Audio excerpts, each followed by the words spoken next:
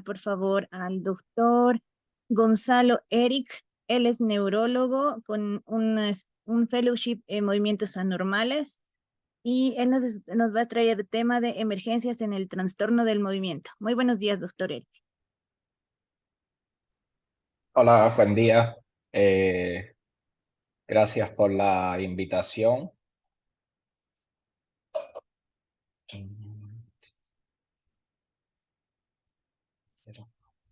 Voy a compartir mi pantalla.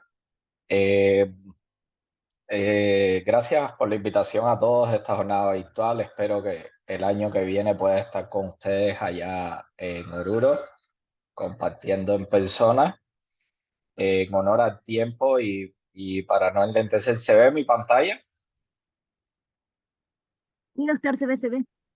Perfecto. Entonces, mi nombre es Eri González Delgado, soy médico especialista en neurología con un fellow en trastorno de movimiento. Actualmente soy miembro del Comité de Educación de la Movement Disorder de la sección panamericana en un segundo periodo hasta el 2025 y graduado de la clase de formación de líderes de la Sociedad Internacional.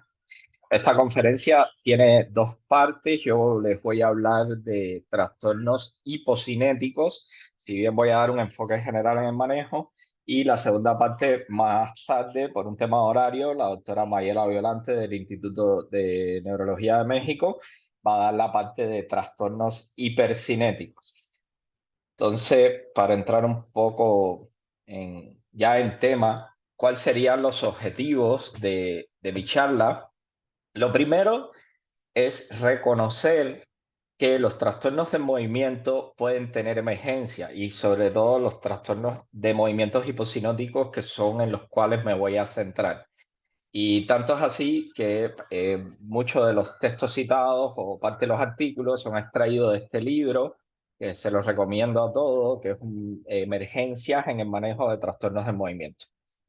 El otro objetivo, una vez que reconozcamos que hay emergencias consideradas dentro de la capita de trastornos de movimiento, es saber realizar un manejo correcto en la emergencia de estos pacientes y saber encaminarnos a las causas más frecuentes que pueden desencadenar en estos trastornos de movimiento en nuestro medio.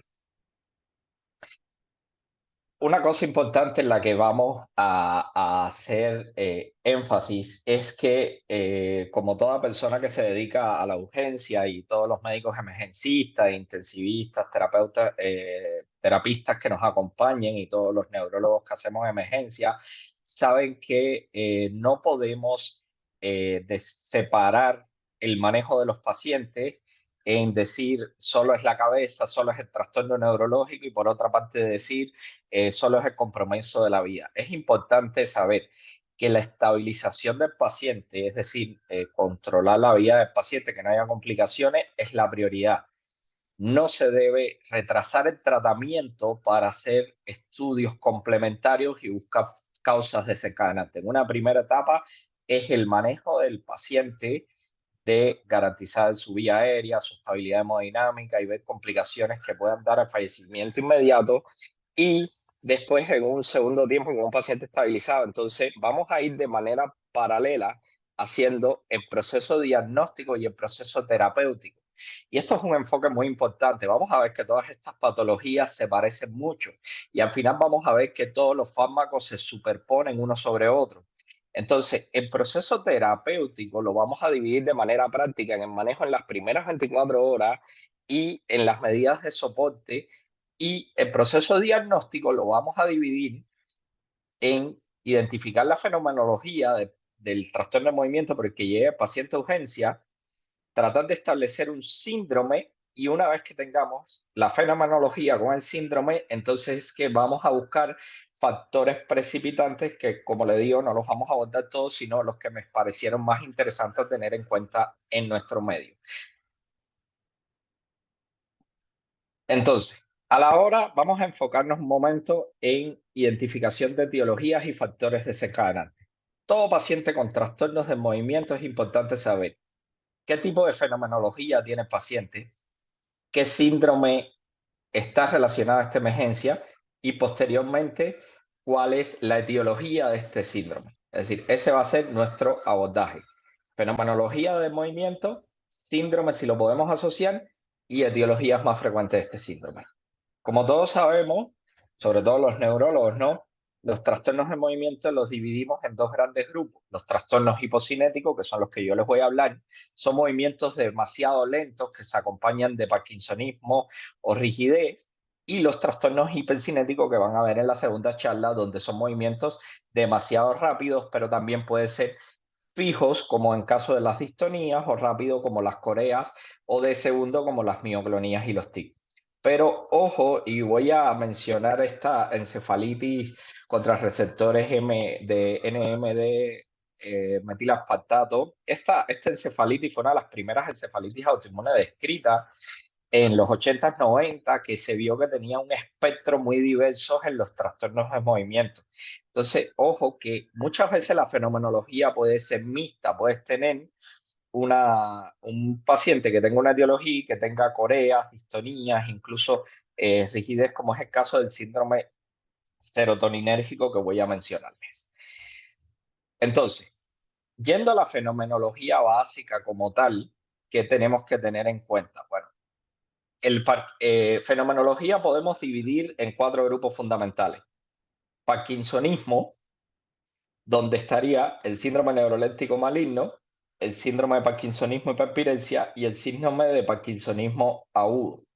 Y ojo que algunos autores, las características clínicas del síndrome de parkinsonismo hiperpiresia y el síndrome neuroléptico maligno dan unas características bien parecidas, y entonces hablan incluso de la superposición de ambos.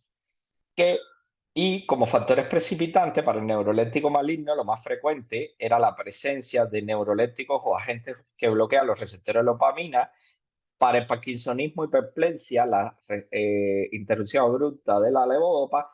Y para el parkinsonismo agudo, que voy a abundar un poco en este tema a continuación, se habla de encefalitis, procesos virales, etc. Una segunda fenomenología es la catotonía, lo que se conoce como catotonía maligna dentro del síndrome. Y si bien en un principio y todos pensamos catatonía con un trastorno psiquiátrico, depresión y todo, vamos a mostrarle un artículo de lo más interesante que habla sobre estos temas autoinmunes y de la catatonía. Y por último, la rigidez. Esto es algo que ha estado muy en auge en los últimos tiempos, lo que viene siendo los trastornos del espectro de las personas rígidas, que pueden ir desde patologías como un stiff person o persona rígida hasta una tetania causada por una etiología secundaria o algunos síndromes paraneoplásicos que se pueden ver.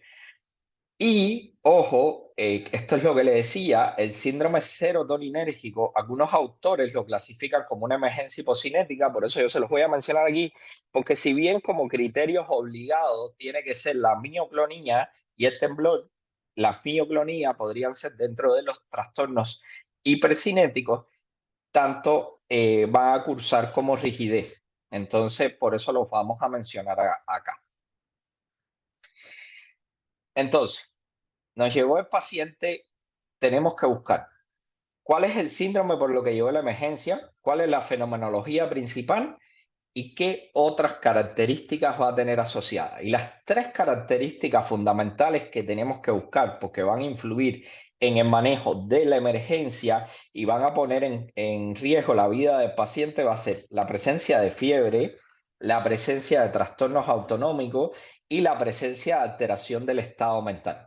Y vamos a ver que para el síndrome neuroléptico maligno va a tener fiebre relativamente frecuente y se va a asociar con gravedad a la presencia de fiebre, trastornos autonómicos y trastornos mental alterados. Sin embargo, por ejemplo, para la catatonía maligna, la fiebre no es tan frecuente, los trastornos autonómicos no son tan frecuentes. Y en el caso de los stiff person, la fiebre puede o no estar presente y la alteración del estado mental puede no estar presente, como les voy a mostrar en un caso clínico. ¿Qué es un parkinsonismo agudo? Cuando nosotros pensamos en pacientes con enfermedad de Parkinson que nos vienen, nosotros decimos, ¿y será que esto puede venir agudo? Normalmente estos pacientes normalmente vienen durante mucho tiempo, van lentamente. Entonces, no hay una definición como tal aceptada de parkinsonismo agudo. Entonces, lo que utilizamos normalmente es un paciente que desarrolla un síndrome rígido cinético y que esto se hace en minutos o en semanas, es decir, que tiene un perfil temporal de la enfermedad agudo. Y te lo dividen en dos. En el primario, donde la fecha de inicio de los síntomas por lo general es bien difícil de determinar, pero el paciente te llega muy deteriorado. Y en el secundario, que el paciente en un principio van a poder asociar el inicio de un fármaco o la evolución precisa de la enfermedad, ya que este parkinsonismo se desarrolla como un síntoma secundario a alguna otra enfermedad. ¿Cuáles son las causas del parkinsonismo agudo? Eh, y en esto quiero hacer énfasis, sobre todo en el lupus eritematoso sistémico, lo cual me parece muy importante. Hablamos de causas infecciosas, todas estas encefalitis, causas postinfecciosas como secuela y autoinmunes específicamente. Se ha descrito los anticuerpos MA2 y los anticuerpos RI como anticuerpos asociados a la presencia de algunos tipos de cáncer. Y la presencia de lupus eritematoso sistémico en debut en población juvenil se ha asociado este inicio de la conversión al lupus cuando se hace seropositiva la enfermedad y empiezan a marcar el cuadro agudo del lupus asociado con cuadros de parkinsonismo agudo. Las otras causas, ustedes las conocen bien, están las causas medicamentosas, siempre tenemos que preguntar sobre los neurolépticos atípicos, los cuales los consideramos como efectos secundarios típicos. Es decir, ya sabemos, todos sabemos que un neuroléptico atípico de estos clásicos normalmente va a causar un parkinsonismo. Los tóxicos, recuérdense sobre todo la exposición a los organofosforados o al MTP, como se vio en el reporte de caso de la Bahía de San Francisco, las causas estructurales que tenemos que buscar y las causas psiquiátricas que se van a superponer a este parkinsonismo agudo. Pero ojo, lo que quiero tener en cuenta o que tengamos en cuenta en nuestro medio son estas causas que podrían no parecernos tan frecuentes, pero últimamente se han reportado mucho. ¿Cuál es la asociación del parkinsonismo con el lupus eritematoso sistémico? Este es un artículo, es una revisión del 2020 que ellos revisaron una serie de casos y veían que muchos pacientes, sobre todo los pacientes jóvenes, si bien la corea era el trastorno de movimiento más frecuente que se desarrollaba en los pacientes que hacían este debut de lupus, probablemente asociado a vasculitis y a lesiones de los ganglios basales, algunos pacientes jóvenes podían venir con un cuadro de parkinsonismo agudo. Y cuando empezaron a buscar anticuerpos, se identificaron varios anticuerpos asociados con el lupus que están presentes en los pacientes con el lupus y en los pacientes que hacen estos tipos de trastornos de movimiento. En cuanto a los síndromes paraneoplásicos, como les mencionaba, sobre todo este RI, este YOR, ojo, hay que buscar la presencia de, sobre todo, carcinoma de pulmón de células pequeñas, mamas, ginecológico, testicular y linfomas y timomas. Y es bien importante porque muchas veces la forma de presentación de este síndrome paraneoplásico va a ser un trastorno de movimiento agudo, ya sea un hipocinético o a veces un hipercinético. Y si en el paciente no encontramos en el momento de la evaluación la presencia de algún cáncer, la inmunoterapia, el uso de inmunoglobulina puede ser una terapia subyacente como tratamiento principal, ya que estaríamos hablando de un síndrome paraneoplásico. ¿Qué anticuerpos se han asociado sobre todo? Como les mencionaba, los anticuerpos MA2, que es un anticuerpo que se ha visto en la neoplasia, los anti-RIT y los LGL1. ¿Ok? Pero este LGL1 no siempre se ha asociado, se ha visto que pueden estar en algunas enfermedades autoinmunes y en algunas neoplasias, pero que puedes tener pacientes con trastornos de movimiento. Entrando ya al segundo gran grupo, que sería el síndrome neuroléptico maligno. El síndrome neuroléptico maligno, como muchos sabemos, fue descrito por primera vez en 1960. No es una afección frecuente, pero sí es potencialmente normal, que se va a caracterizar por la presencia del delirio, la rigidez, la fiebre y los trastornos autonómicos.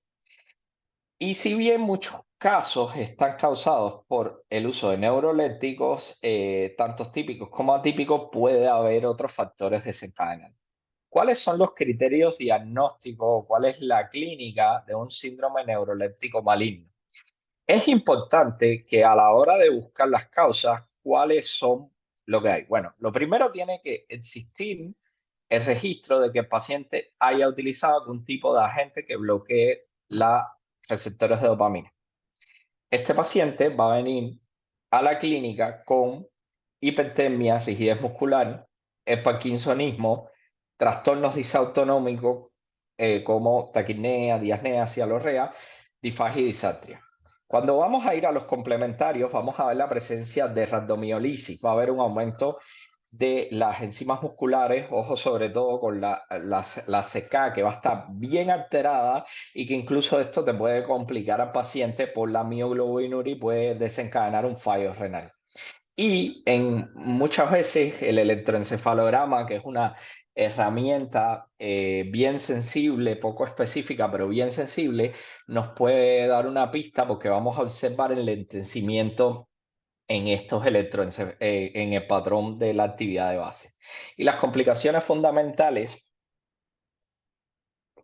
que se van a ver en estos pacientes, sobre todo, son derivadas de esta rhabdomiolisis, ya sea por la insuficiencia renal aguda, por las embolias o por las neumonías que se puedan hacer. Ahora, ¿cuáles son los criterios diagnósticos para pensar en un síndrome neuroléptico maligno? Estaban estos criterios de 1985 que te decía que había criterios mayores y criterios menores. Que un paciente que viniera con fiebre, rigidez, aumento de la CPK hasta más de 10.000, tenía que tener por lo menos dos mayores, uno de estos dos, y por lo menos cuatro menores. Pero esto es bastante inespecífico, ya que un paciente con sepsis, que es uno de los diagnósticos diferenciales fundamentales en estos síndromes, la sepsis generalizada, puede venir con fiebre, con aumento de la CPK, con taquicardia, hipertensión arterial. Por tanto, se realizó un poco más adelante una revisión de este tema y esto es un consenso que se hizo para el diagnóstico del síndrome neuroléptico maligno. Se hizo este consenso, esta revisión de este consenso. Aquí tiene la cita bibliográfica, donde da una tabla por puntaje. Primero, carácter súper importante para hacer el diagnóstico, la exposición al agonista o la abstinencia de un agonista en las últimas 72 horas antes del inicio de los síntomas. Eso da un puntaje de 20 puntos. Después, la presencia de hipertermia, más de 38 grados de temperatura, por lo menos en dos ocasiones, medida por vía, aquí, disculpa, aquí hay un error, no es por vía oral, medida por vía cutánea. La presencia de rigidez, la alteración del estado mental, fíjense la elevación de la CK que tiene que ser por lo menos 4 veces el límite superior, es decir, más de 10.000, y la presencia de la habilidad del sistema autonómico y el hipermetabolismo. Todo esto da un puntaje que si el paciente cumpliera todos estos criterios daría 100, pero se vio que aplicando estos criterios, un punto de corte por arriba de 74 puntos en esta tabla era bien sensible y específico a facilitar el diagnóstico de un síndrome neuroléptico maligno. Entonces, esta es una herramienta bien útil a tener en cuenta cuando nos llega un paciente a la emergencia que tiene estas características y que preguntamos por fármacos y puede estar asociado el uso o la descontinuación reciente.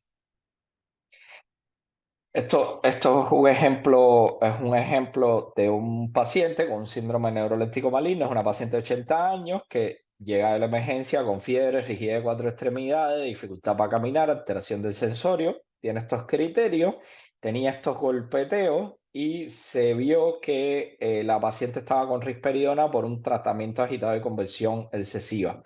Cuando se vio el leucograma tenía 18.000 y una CK en 1.285. Entonces, esta es una paciente, ojo, siempre el leucograma para plantear un síndrome neuroléptico maligno, tenemos que estar seguros que el paciente no tiene sepsis. Esta paciente se empezó tratamiento específico, se descontinuaron, se bajaron las dosis de los fármacos desencadenantes y ahí tenemos la paciente con una evolución favorable. Entonces necesitamos un alto índice de sospecha.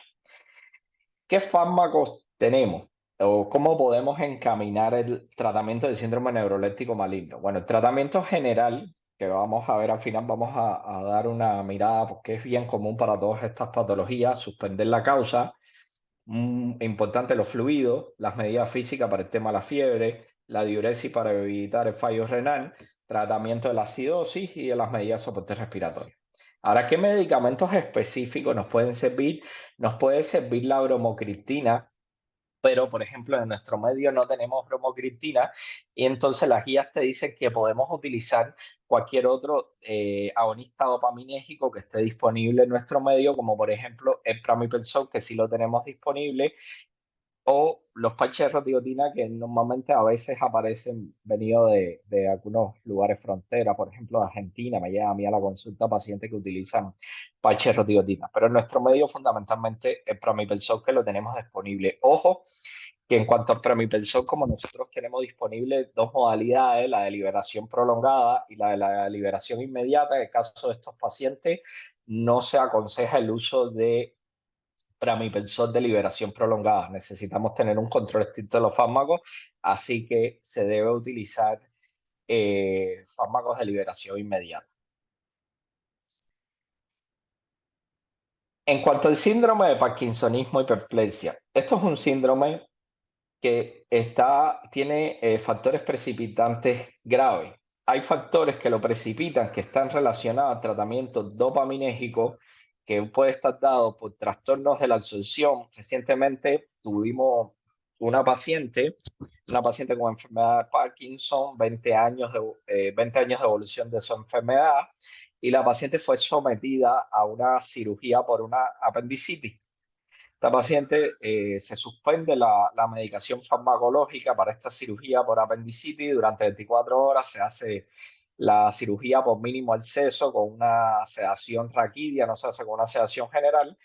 Y la paciente a las 24 horas tenía una buena evolución, se estaba recuperando. Esta paciente se complica con una peritonitis y después de complicarse con la peritonitis empieza a hacer una fístula gástrica. Y entonces aquí viene el problema, porque sabemos que la levodopa, los agonistas dopaminérgicos y todos estos fármacos que tenemos en nuestro medio son fármacos que solo están disponibles para su administración por vía oral y no están disponibles para su administración.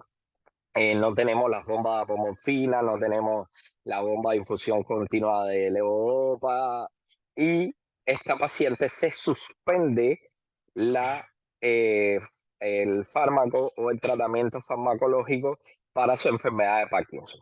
Posteriormente, en las 48 horas de haberse suspendido el fármaco, la paciente comienza a hacer picos de fiebre, empieza a subir la CPK, que no sube tanto como en el síndrome neuroléptico maligno, pero igual sube, y se enfoca más en el tema de la peritonitis, pensando que había hecho una sepsis abdominal y no piensan en la presencia de este síndrome de Parkinsonismo y hiperpiresia. Ya al momento que se solicita la valoración, ya habían pasado una semana, unos 10 días, de 7 a 10 días de la evolución de esta paciente. La única forma de controlar la hipertermia en esta paciente era induciéndola en un estado de coma, una sedación que utilizaban propofol, midazolam, y cada vez que retiraban la sedación de la paciente volvía a hacer la fiebre. Entonces, ya en esta paciente fue un problema porque cuando tratamos de retomar los medicamentos, había muchas complicaciones de la fístula, complicaciones de la absorción. Recordemos que la levodopa se absorbe en la segunda porción del duodeno, entonces esta paciente estaba con nutrición enteral continua, entonces había que parar la nutrición, esperar una hora para administrar el fármaco, esperar una hora y después restablecer otra vez la nutrición, lo cual hacía muy difícil el manejo. Posteriormente la paciente fallece, ¿no?, por las complicaciones. Entonces, a la hora de evaluar estos pacientes con la presencia de este síndrome, tener en cuenta sobre todo el trastorno de la mala adherencia terapéutica, la suspensión brusca de los fármacos y los problemas gastrointestinales como idioparático, estreñimiento severo, etcétera. Tenemos muchos pacientes con enfermedades Chagas, con alteraciones intestinales que concomitan con una enfermedad de Parkinson. Entonces, ¿cómo es el manejo del síndrome de Parkinsonismo y hiperpiresia? Bueno, hacer el diagnóstico clínico, tratar la causa desencadenante, si es posible, las medidas de soporte, fíjense que van a ser un tema recurrente en mi presentación, fluidos, antipiréticos y profilaxis antitrombótica. si el paciente se logra o si es lo único que tenemos, administración de fármacos por vía nasogástrica e ir escalando la terapia dopaminérgica poco a poco, utilizar levodopa por vía oral o por sonda nasogástrica si es que no pudiéramos usar la vía oral. Por desgracia, podemos usar los parches de rotigottina si tenemos, la pomofina tiene cadena de frío, entonces no podemos usarla, la mantadina intravenosa no la tenemos y las bombas de infusión de levodopa continua tampoco lo tenemos. Ahora, unos detalles importantes ya cambiando al síndrome serotoninérgico. El síndrome serotoninérgico lo menciono acá porque, como ya les dije, es algo que es inducido, fundamentalmente es iatrogénico. Yo creo que los pacientes que manejamos en nuestra práctica médica que están más susceptibles a sufrir o a sufrir un síndrome serotoninérgico son los pacientes con migraña, ya que muchos de los fármacos estos los utilizamos incluso en combinaciones de más de uno con migraña y también los pacientes psiquiátricos que combinan varios tipos de fármacos antidepresivos. Todo lo que está ahí en el pisito es sucio. Sí, a mano. Solo yo lo froto a manito del cuello y luego lo... Hola. Esos micrófonos, por favor, hay que apagar. Estamos escuchando la disertación. Entonces, como hemos visto, ¿no? Estos síndromes se superponen mucho. Fíjense las características clínicas del comienzo. El comienzo es agudo en el neuroléptico maligno y es un poco más agudo en el síndrome serotoninérgico. La resolución, la mejora es más rápida en el serotoninérgico, pero pueden haber en menor cuantía alteración de la conciencia, rigidez, disfunción. Y las anomalías del laboratorio, digamos que pueden ser más leves. Pero una forma más sencilla de enfocarnos son estos criterios de toxicidad por serotonina de Hunter que nos dice que hay que tener 5 reglas que tienen que ser obligatorias. Por lo menos de estas 5 reglas tiene que cumplirse uno para nosotros plantear la presencia de un síndrome serotoninérgico. Sería o un clonus espontáneo, o un clonus inducible con agitación y diaforesis, o clonos oculares con agitación y diaforesis, o la presencia de temblor y hiperreflexia, o una hipertonía e hipertermia. La presencia de uno de estos, sobre todo el clonos, que es bastante sensible en el contexto de una alteración de la conciencia, fiebre, aumento de la CPK y la presencia de fármacos a la hora del interrogatorio, nos ayuda a hacer el diagnóstico de un síndrome serotoninérgico. Por ejemplo, aquí tenemos esta paciente. Esta es una paciente clásica, era una paciente que fue reportado en la New England Journal of Medicine. Es una paciente que estaba con dejo de la falsina, estaba con benzodiazepinas, utilizaba prazolam y estaba con escitalopram también, y aparte de eso utilizaba triptanes. Entonces esta paciente llega a la emergencia con este clonus ocular, diaforética, como podemos ver, la piel brillosa, la alteración del estado de conciencia, y se recoge el antecedente que era una paciente migrañosa, polimedicada, que se desesperaba y tomaba los medicamentos, y se hace el diagnóstico. Fíjense la presencia de los clonos en miembros inferiores, la posición distónica de la paciente, y esto se hizo el manejo con el tratamiento sintomático. Fíjense estas mioclonías espontáneas, como tiene la paciente, todo esto sobresalto, y se hace el diagnóstico de un síndrome serotoninérgico y se maneja de manera adecuada, ¿no? Entonces, ¿qué es importante a la hora de manejar un paciente con síndrome serotoninérgico? No tenemos un tratamiento específico, hay que reconocerlo, hay que interrogarlo, hay que verlo. Como le digo, estas mioclonías nos pueden dar una pista en esta paciente y hay que hacer un tratamiento sintomático de la agitación, de la hipertensia. Hay que suspender todos los medicamentos serotoninérgicos. Estos pacientes muchas veces van a UTI para vigilancia de la función respiratoria. En el caso de hipertermia podemos utilizar medidas de refrigeración externa y podemos utilizar algunos bloqueadores inespecíficos como la ciprotadina, la clorpromacina y la metilciginina. Normalmente nosotros lo que tenemos más disponible en nuestro medio es sobre todo la clorpromacina. Y me parece muy interesante porque en varias de estas patologías la terapia electroconvulsiva es algo que ha demostrado ser segura y tener beneficios en el manejo agudo de estos pacientes. Siguiendo con la catatonía maligna, cuando nosotros pensamos en catatonía maligna, simplemente pensamos en pacientes psiquiátricos con esta postura fija, que vienen 3 días de evolución, está el antecedente de este paciente con trastorno psiquiátrico, con cambios de conducta, con medicación, y que vamos a ver síndromes autonómicos, vamos a ver pupilas normales, un poco de diaforesis y alteraciones de la motilidad intestinal. Pero ojo que a esto es a lo que quiero llevar. Esta revisión de catatonía maligna que se hizo en el 2005, enfocada en trastornos de emergencia, en los trastornos de movimiento, dio las características clínicas para hacer el diagnóstico de catatonía maligna. Como vemos, se repiten muchas cosas: hipertensia, la excitación, la rigidez, las alteraciones de la conciencia con los cambios autonómicos. Pero lo interesante de esto, y es en lo que quiero enfocar, vemos un paciente con catatonía y todos automáticamente pensamos paciente psiquiátrico. Sin embargo, esta revisión de causas de catatonía a través de trastornos inmunológicos fue este artículo de acá. Hizo una revisión sistemática para identificar causas reportadas en la literatura de catatonías autoinmunes, sobre todo en encefalitis por receptores de N-metil de aspartato.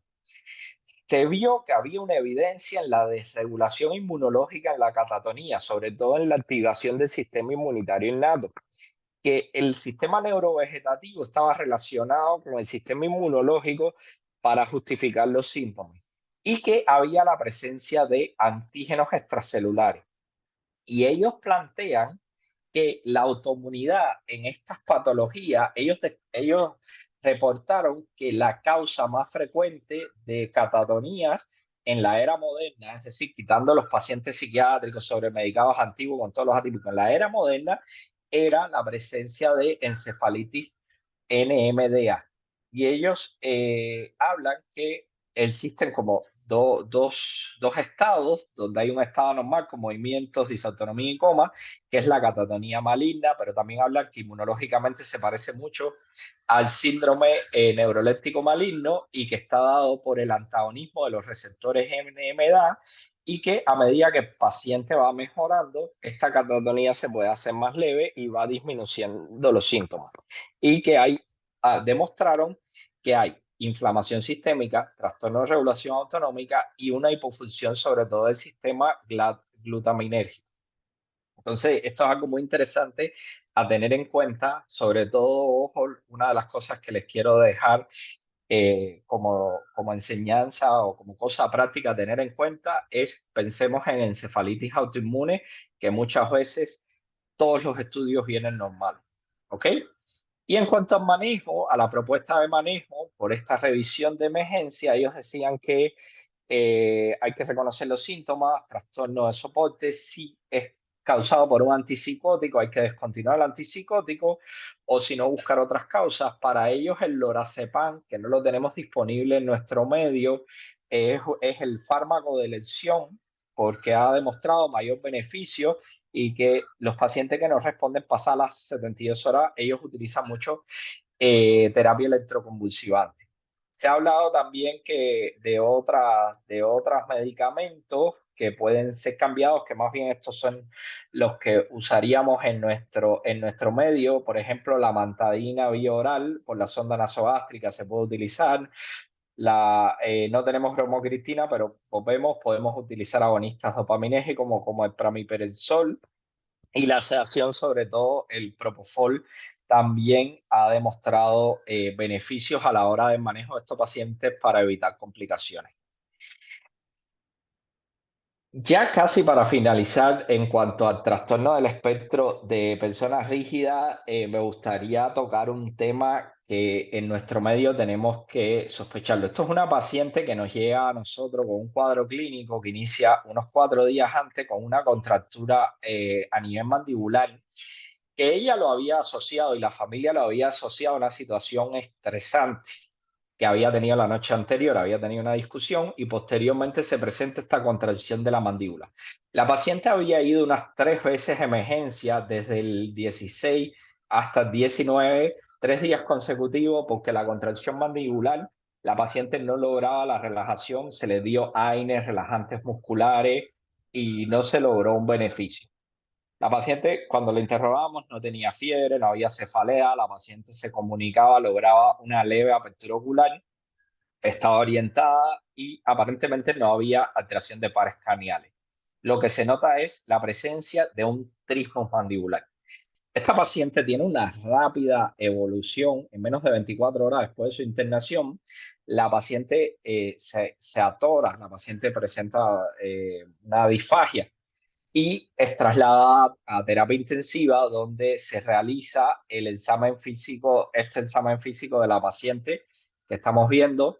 Los movimientos oculares estaban bien, la paciente no tenía parálisis facial, simplemente era la presencia del trismo y ya en momento de la valoración había una disfagia severa. Esta paciente se hicieron todos los estudios, se buscaron causas infecciosas, causas paraneoplásticas, se hizo todo y al final esta paciente se concluye como la presencia de un tétanos con inicio cefálico.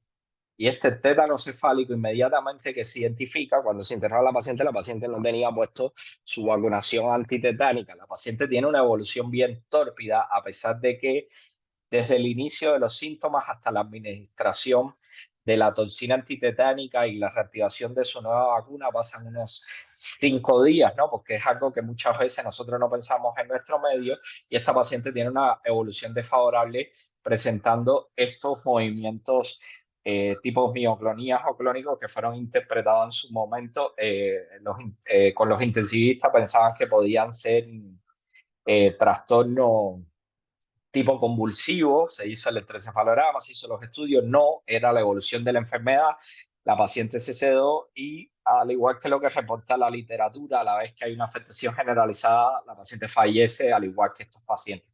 Entonces, ojo, pensar en nuestro medio cuando venga un paciente con un síndrome rígido, pero esa es la presencia de un tétano y sobre todo un tétanos de origen cefálico que puede ser presente. Esto es un reporte de caso de un caso de un paciente con un tétano reportado en Practical Neurology en el 2014, que también vino y se confundió con un infarto vascular agudo, porque el paciente puede comenzar con trismo y después tener síntomas de pares craneales bajos. Entonces el enfoque va a estar dado hacia estos síndromes de rigidez generalizada. Entonces, una vez que ya identificamos la semiología, identificamos el síndrome, buscamos las causas más frecuentes, ¿cómo lo manejamos? El manejo lo podemos dividir en 2 partes. El manejo agudo en las primeras 24 horas, donde estabilizamos al paciente, identificamos etiología y buscamos factores desencadenantes. Y el manejo subagudo, que es pasadas las 24 horas, donde tenemos que enfocarnos en las medidas de soporte del paciente y la prevención de la recurrencia. El objetivo primordial en las 24 horas es intervención temprana y agresiva. No tenemos que pensarlo mucho. El paciente, si hay compromiso, tiene que ser pasado a terapia y hay que tener un manejo agresivo de la vía aérea y de los factores que complican a nuestros pacientes. ¿Cuáles son? La fiebre, hay que usarlo de manera agresiva. Los fluidos para evitar los daños renales por la rhabdomiolisis y el manejo de la inestabilidad autonómica, ya sea con hipotensores de corta acción o vasopresores, según los síntomas que tengan nuestros pacientes. Los laboratorios recomendados, sobre todo en estos pacientes, los que haríamos de rutina y no olvidarnos de hacer una dosificación de CK, que es algo que normalmente no lo pedimos de emergencia ni de rutina en la emergencia en nuestros pacientes. La estabilidad autonómica lleva un manejo adecuado, hay que vigilarla de cerca, es bien importante utilizar drogas de efecto corto, no, si el paciente se nos pone hipertenso, entonces no vamos a dar hipotensores de largo efecto de 24 horas, porque este es un paciente que nos puede pasar de una hipertensión a una hipotensión, es decir, todo el tiempo son drogas de acción inmediata, de acción corta, hasta que el paciente estabilice. Y ojo con el tema de la insuficiencia respiratoria aguda, es importante una sedación y intubación precoz del paciente. Incluso yo soy muy a favor, y creo que por eso me llevo bien con muchos de los intensivistas, porque yo soy muy a favor de la traqueostomía precoz, porque es algo que te permite despertar al paciente y poder evaluar el estado neurológico del paciente sin comprometer la vía respiratoria, y es algo que después, si el paciente tiene una buena evolución, se puede revertir fácilmente. El manejo de la hipertermia, como ya le dije, los líquidos de manera agresiva, prevenir mucho las fallas renales en estos pacientes, que es frecuente, y pasadas las 24 horas, entonces, según sea la causa o el síndrome, hay que evaluar cuando, si tenemos que, en muchos de estos pacientes que tienen una patología neuropsiquiátrica de base, tenemos que restablecer los fármacos psiquiátricos a la brevedad posible. En otros pacientes no podemos suspender los fármacos del todo, sino hay que bajar la dosis mínima permitida, porque puede haber una abstinencia a dopamina, una abstinencia al fármaco. Pero sí, ya pasadas las 24 horas y que se haya establecido el paciente, de ser posible, cambiar todo lo que sea vía endovenosa, cambiarlo a vía oral. Entonces, a tener en cuenta, cambiar de fase, de la fase donde el paciente estábamos trabajando lo agudo a la fase de mantenimiento, descontinuación temprana de los medicamentos que puedan ser causantes, y reanudar el tratamiento si es necesario de la patología base que tenía el paciente, sobre todo en los trastornos psiquiátricos y los antipsicóticos. Aquí simplemente es una lista, como pueden ver, estos son la mayoría de los fármacos que hemos ido mencionando, son los mismos fármacos que se superponen y que podemos utilizar. Ojo, lo que le he dicho varias veces, en ausencia de bromocriptina se puede utilizar otros agonistas dopaminérgicos si no está disponible, y más o menos la posología que vamos a usar.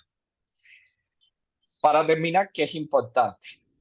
Los trastornos de movimiento por lo general van a tener un inicio insidioso, pero pueden presentarse como una urgencia y hay que reconocerlo. Es importante, a la misma vez, tienen una alta mortalidad y morbilidad, entonces a la misma vez que vamos manejando al paciente nos hacemos nuestra hipótesis diagnóstica. Y la clave para un éxito en el manejo de estos pacientes es una buena historia clínica, apoyarte en los complementarios y, sobre todo, la fenomenología del trastorno en movimiento. Ver qué tipo de trastorno de movimiento está teniendo el paciente. Una vez que sabemos que existe, una vez que lo reconocemos, va a ser difícil que se nos pase el diagnóstico. Entonces, terminar con esta frase de Horner que dice: el que no sabe lo que busca, no entenderá lo que encuentra. Entonces ya todos sabemos qué tenemos que buscar en estos pacientes. Muchas gracias por su atención.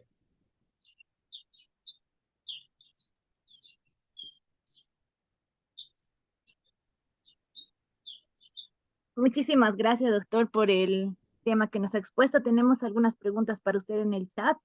La primera es, ¿puede producirse síndrome neuroléptico maligno sin elevación de la CPK, o es un hallazgo que debe encontrarse de forma absoluta? Por lo general, para hacer el diagnóstico de síndrome neuroléptico maligno, uno de los criterios importantes es la presencia del aumento de la CPK. Cuando no tienes un aumento de la CPK, sobre todo, incluso no es solo el aumento, porque si se fijan, estaba el síndrome neuroléptico maligno, estaba el síndrome serotoninérgico y estaba el síndrome de Parkinsonismo y hiperplasia. Y como se dieron cuenta, el síndrome neuroléptico maligno es en el que más existe un aumento de la CPK. Entonces, es uno de los criterios mayores a la hora de hacer el diagnóstico. Si no la tienes aumentada, tienes que buscar otras causas. Tenemos otra pregunta, doctor. Dice, ¿la metoclopramida es de uso frecuente? ¿Tuvo casos asociados a síndrome neuroléptico maligno? En el caso de la metoclopramida, no he tenido síndrome neuroléptico maligno por la metoclopramida. Lo que sí he tenido muchas distonías generalizadas como complicación de la metoclopramida, que por lo general, sobre todo en pacientes pediátricos, he visto mucho que utilizan dosis, en algunos médicos que no dosifican bien la dosis de metoclopramida y utilizan dosis elevadas. Y sobre todo siempre le echo la culpa a los cirujanos, sobre todo los de vía gástrica, les gusta mucho utilizar metoclopramida endovenosa. Hemos tenido varios casos con distonía generalizada, no han llegado a un síndrome neuroléptico maligno, pero porque ha habido una identificación precoz, ¿no? Tenemos una pregunta más, doctor. ¿El diagnóstico diferencial de un síndrome serotoninérgico? Normalmente el diagnóstico diferencial, volvemos a lo mismo. En el síndrome serotoninérgico vamos a tener, sobre todo estábamos enfocados en la diaforesis, las mioclonías y los sobresaltos.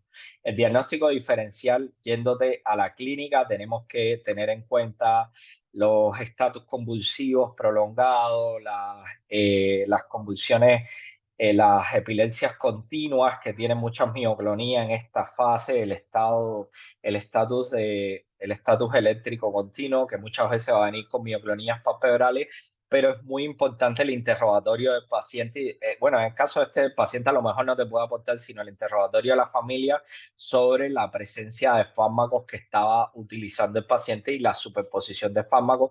Es bien frecuente que te digan, no, ella tiene migraña o ella estaba con un tratamiento psiquiátrico, ella se tomó todos los medicamentos, encontramos muchos medicamentos, te llega el paciente con la bolsa con muchos medicamentos, ¿no? Y es súper importante eso, ¿no?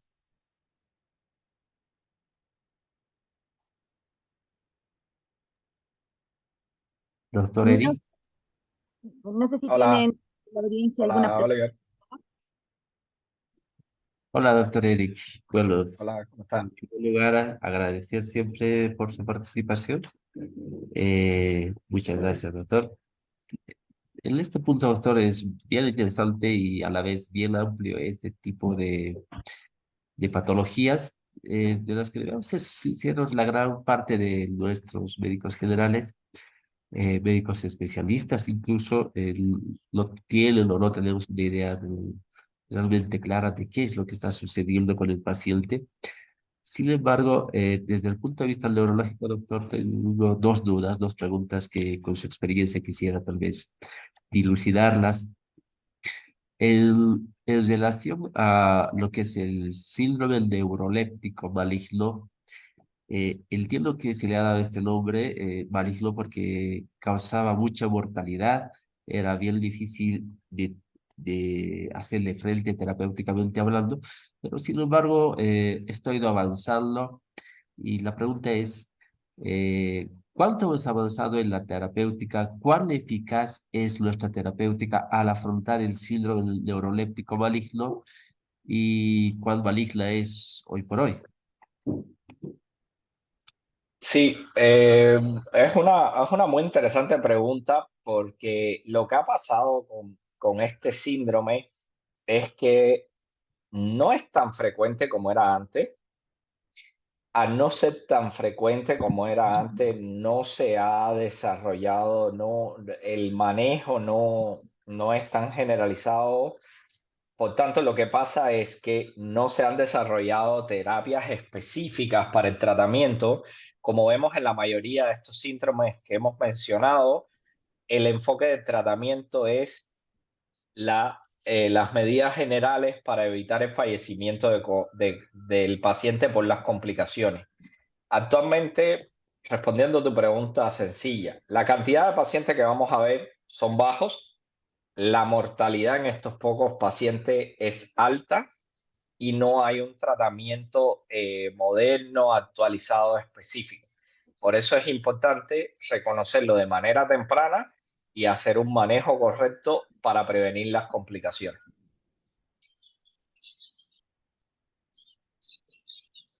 Muchas gracias, doctor. Y la segunda pregunta que tengo es de lo que mencionó en la ponencia. ¿Para qué patologías y cuán eficaz es la terapia electroconvulsiva? En esta revisión que yo hice, ellos mencionaban la terapia electroconvulsiva no como primera opción, por supuesto, sino para pacientes más refractarios.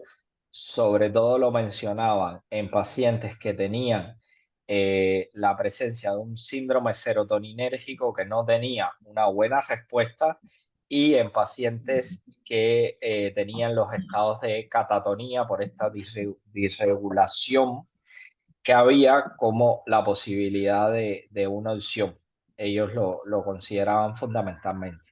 Pero ojo que no sé cómo será para ustedes en Oruro, porque nosotros, por ejemplo, acá en Santa Cruz, no tenemos disponible de manera sencilla la terapia electroconvulsiva. Recientemente tuvimos una paciente con una psicosis aguda que se estudiaron todas estas causas neurológicas, se descartó, era una psicosis aguda y la psiquiatra que trabaja con nosotros planteó la terapia electroconvulsiva y creo que solo teníamos un equipo que estaba en malas condiciones y que no se funcionaba. Entonces no sé como tal cuánta disponibilidad hay en otros departamentos de esta terapia electroconvulsiva.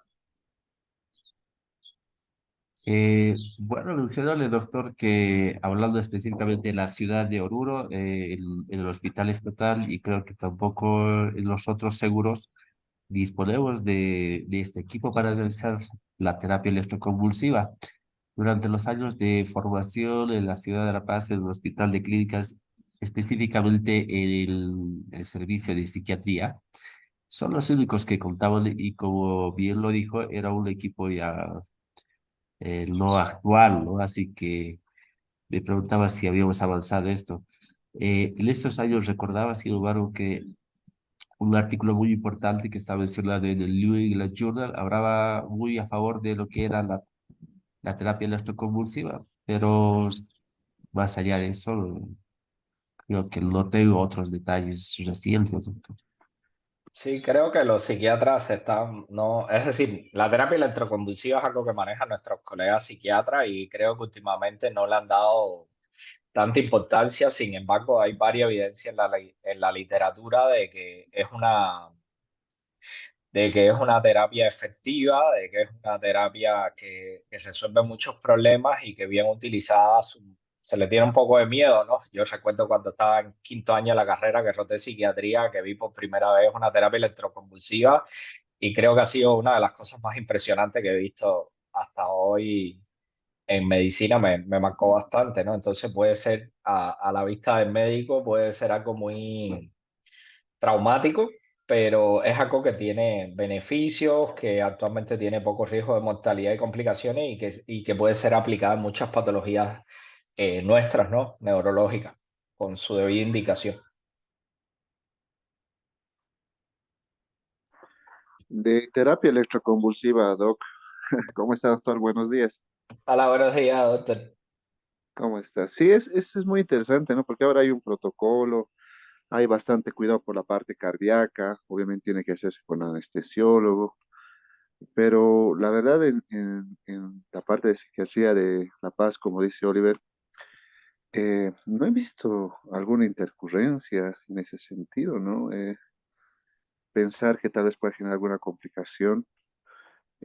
Hablé con ellos también porque llama la atención esto y lo utilizan bastante para depresión mayor, para trastorno obsesivo convulsivo.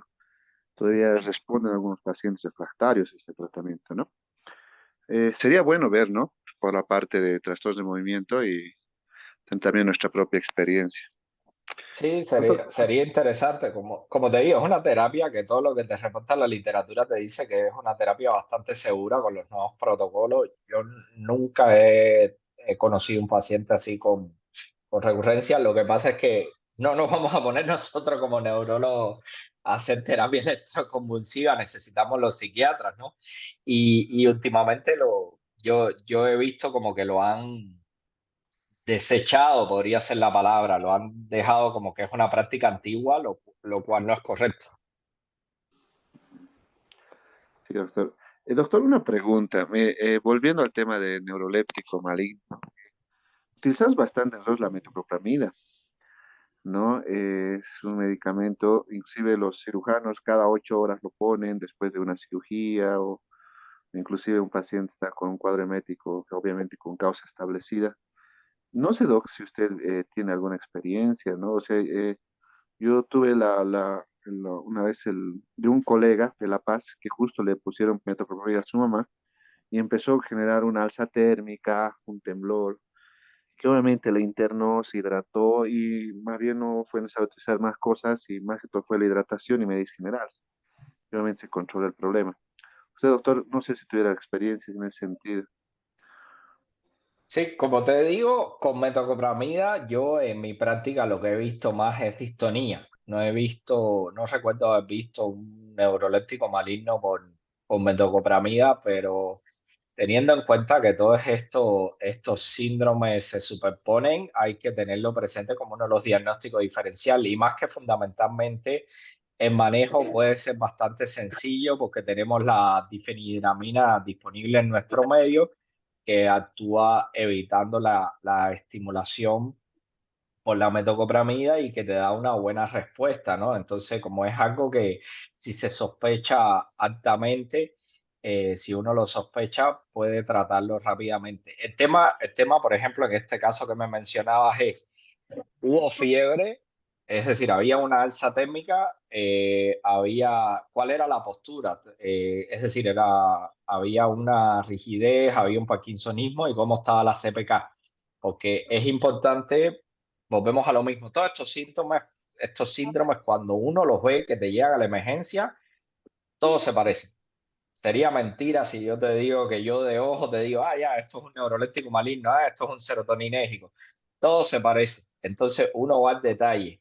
La fiebre está muy alta, la CPK está muy elevada, qué fármacos utilizaron, qué fármacos no utilizaron. El paciente era un paciente con Parkinson, el paciente era un paciente psiquiátrico que usaba psicofármacos, era la paciente migrañosa que estaba con varios antidepresivos. Recuerdo que una vez me llegó una migrañosa a mí con una lista de 16 fármacos que utilizaba para su migraña. La paciente había ido como unos 4 o 5 colegas y entonces la paciente, cada colega cambiaba la receta y la paciente en vez de cambiar la receta, agregaba a la receta lo que le daba el siguiente colega. Imagínate 16 fármacos.